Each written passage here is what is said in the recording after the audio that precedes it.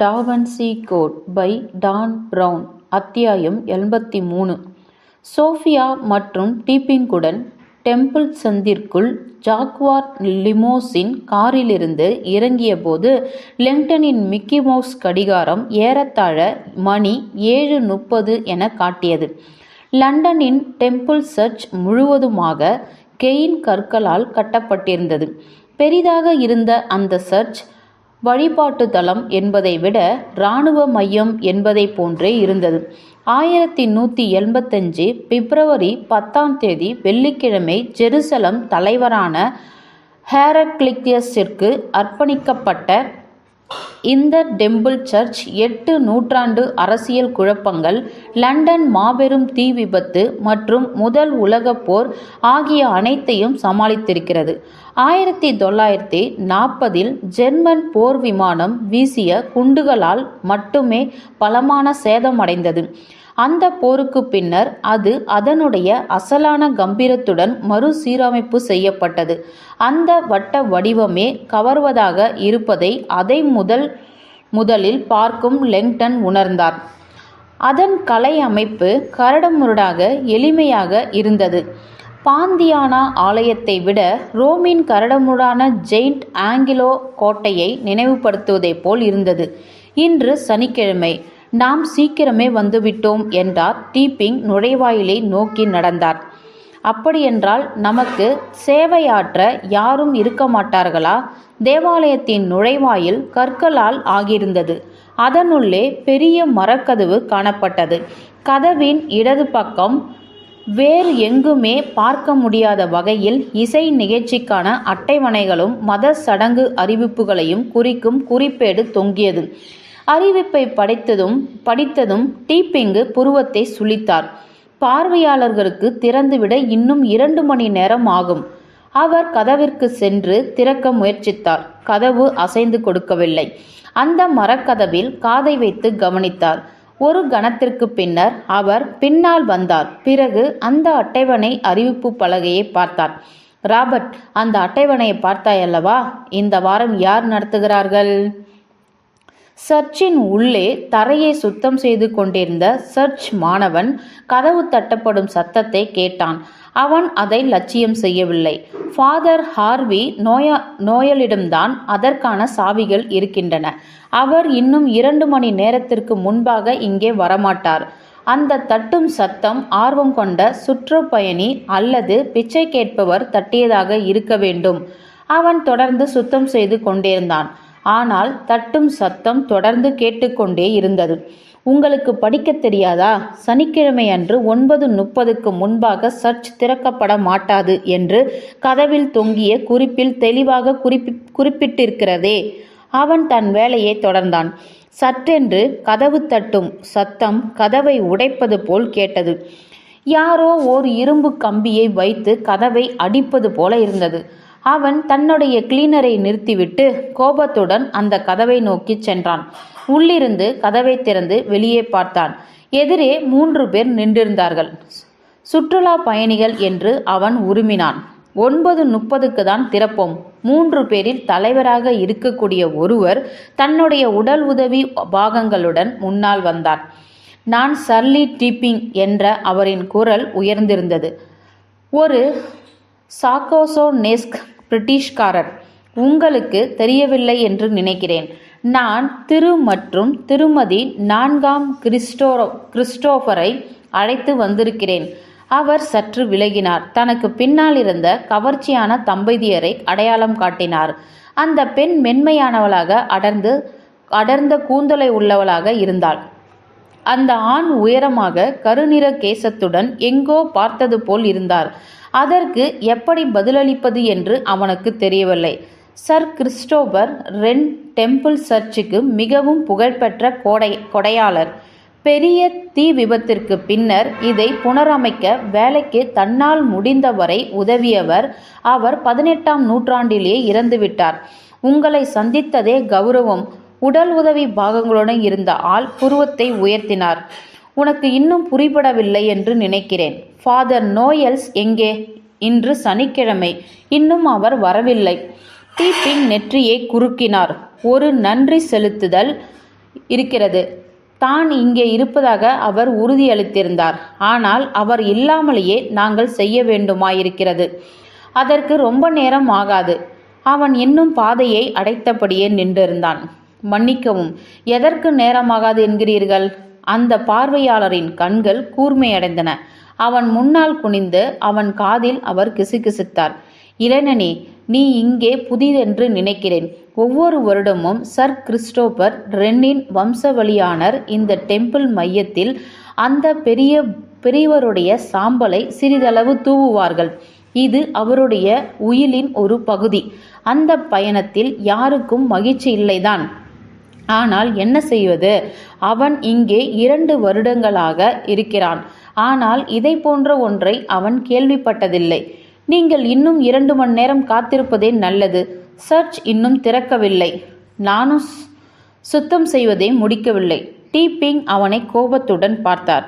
பார்த்தம்பி, இந்த கட்டடத்தில் நீ சுத்தம் படுத்துவதற்கு ஏதாவது எஞ்சிருக்கிறது என்றால் அது அந்த பெண்ணின் பையில் இருக்கும் அந்த சாம்பல் தான். மன்னியுங்கள் திருமதி ரென் என்றார் டீப்பிங்.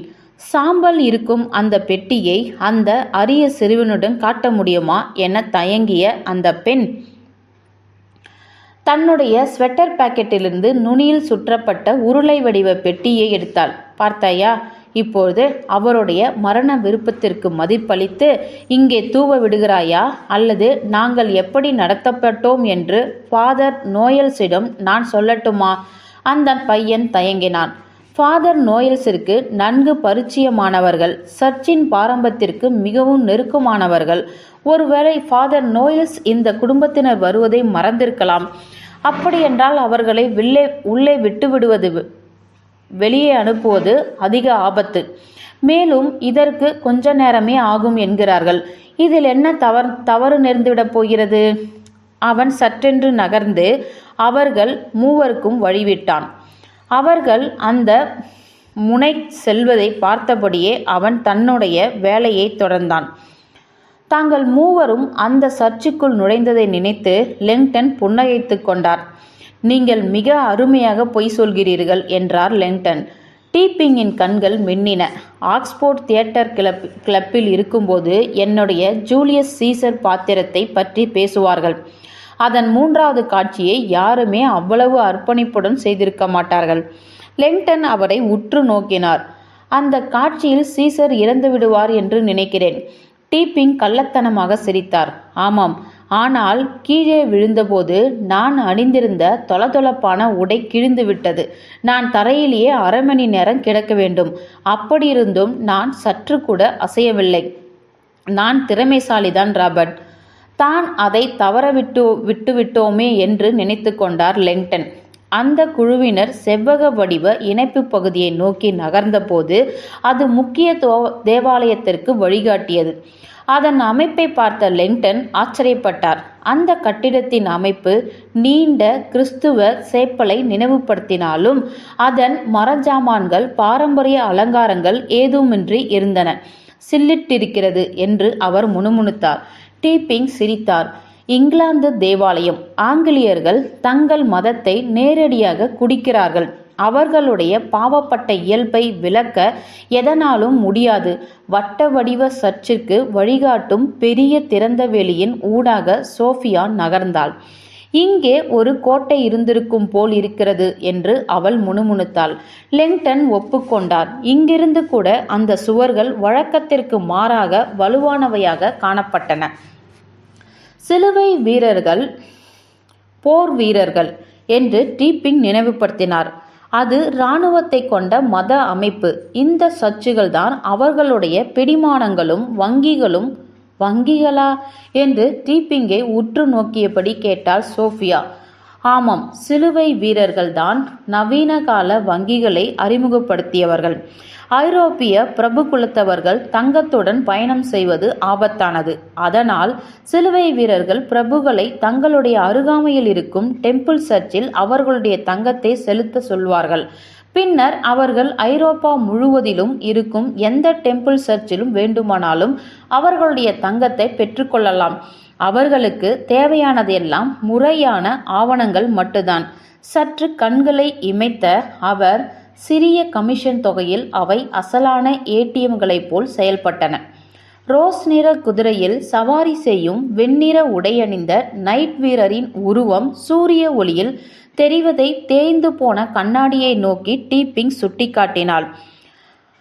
அலுனாஸ் மார்செல் கிபி 200 ஆண்டுகளில் இந்த டெம்பிள்களுக்கு தலைவராக இருந்தவர். அவரும் அவருடைய வழி வந்தவர்களும் தான் பிரைமஸ் பாரோ ஆங்கியா பாராளுமன்றத்தை கூட்டியவர்கள். லெங்டன் ஆச்சரியமடைந்தார். பேரரசின் முதல் ஆட்சியாளரா? டீப்பிங் தலையசைத்தார். சிலர் அவரை டெம்பிளின் தலைவர் என்றுதான் சொல்வார்கள். அரசரை விட செல்வாக்கு மிகுந்தவர். வட்ட வடிவ மண்டபத்திற்கு வெளியே வந்தபோது தூரத்தில் தரையை துடைத்து கொண்டிருந்த அந்த பையன் டீப்பிங்கை பார்த்தார். உனக்கு தெரியுமா, புனித கோப்பையை சிலுவை வீரர்கள் ஒவ்வொரு இடமாக எடுத்து சென்று கொண்டிருக்கும் போது ஓர் இரவு இந்த டெம்பிள் சர்ச்சிலும் அதை வைத்திருந்தார்கள். மேரி மேக்தலின் கல்லறையுடன் இந்த சாங்கிரியல் ஆவணங்களும் இங்கே இருந்திருக்கின்றன என்பதை உன்னால் கற்பனை செய்ய முடிகிறதா? அது எனக்கு சில்லிட்ட உணர்வை தருகிறது என்று டீப்பிங் சோஃபியாவிடம் கிசுகிசுப்பாக கூறினார். வட்ட வடிவ மண்டபத்திற்குள் அவர்கள் நுழைந்தபோது லெங்டனும் அதே சில்லிட்ட உணர்வு ஏற்பட்டது. அவருடைய பார்வை மண்டபத்தின் வெளிரி போன வலைமுகட்டின் முனைகளில் இருந்தது. அவற்றில் கார்கோயல்கள், துர்தேவதைகள், அசுரர்கள் மற்றும் துயருற்று மனித முகங்கள் மண்டபத்தை நோக்கியபடி இருந்தன. அந்த செதுக்கல்களுக்கு பின்னால் கல்லால் ஆன ஒற்றை மேசை ஒன்று சுழன்ற நிலையில் இருந்தது. வட்ட வடிவ அரங்கம் என்று லெங்டன் முணுமுணுத்து கொண்டார். டீப்பிங் தன்னுடைய கைத்தடியை உயர்த்தினார். அந்த அறையின் இடது கோடியையும் வலது கோடியையும் சுட்டி காட்டினார். லெங்டன் அவற்றை முதலிலே பார்த்துவிட்டார். 10 நைட் வீரர்களின் கல்லால் ஆன சிலைகள். இடது பக்கம் 5, வலது பக்கம் 5. தரையில் அமைந்திருந்த அந்த செதுக்கல்களின் உருவங்கள் அமைதியாக ஓய்வெடுப்பதை போல் இருந்தன. அதில் சித்தரிக்கப்பட்டிருந்த நைட் வீரர்கள் முழு கவச உடை அணிந்திருந்தனர். கவசங்கள், கத்திகள் மற்றும் அந்த கல்லறைகளையும் பார்க்கும்போது அந்த நைட் வீரர்கள் தூங்குகையில் யாரோ ஒருவர் அவர்கள் மீது பிளாஸ்டரை பொருத்திவிட்டதை போன்ற உணர்வு லெங்டனுக்கு ஏற்பட்டது. எல்லா உருவங்களும் மிகவும் சேதப்பட்டிருந்தன. அவை ஒவ்வொன்றும் தனித்துவமானவையாக இருந்தன. தனித்துவமான ஆயுதம் பிடித்திருக்கும் நிலை, முக அம்சங்கள், அவர்களுடைய கவசங்களில் இருந்த கீறல்கள் கூட தனிப்பட்டு தெரிந்தன. லண்டனில் ஒரு போப் புதைத்த நைட் வீரர் அந்த வட்ட வடிவ அறையில் ஓர் அங்குலம் ஆழமாக முன்னேறிவிட்ட லெங்டனின் கால்கள் தடுமாறின. இதுதான் அந்த இடம்.